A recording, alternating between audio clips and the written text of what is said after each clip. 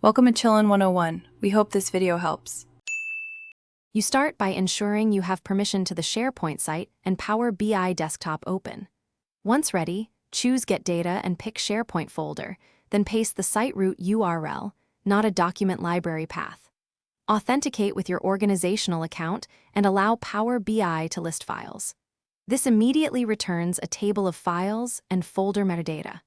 Make sure to connect with the same account that has access in SharePoint. Otherwise, you won't see the contents, and you'll stop before any transformation.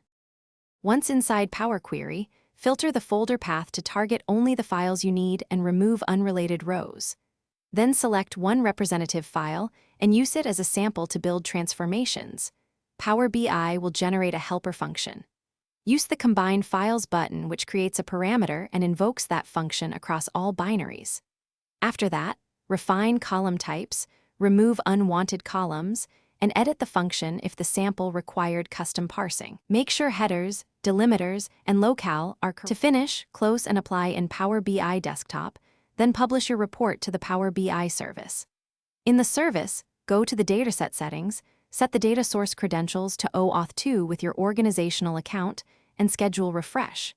If your SharePoint content is on-prem or requires hybrid access, install and configure an on-premises data gateway. If you hit access or authentication errors, clear permissions in Power BI Desktop, re-sign in with the org account, and ensure the site URL used matches the SharePoint root exactly. Thanks for watching. Consider subscribing if we helped you.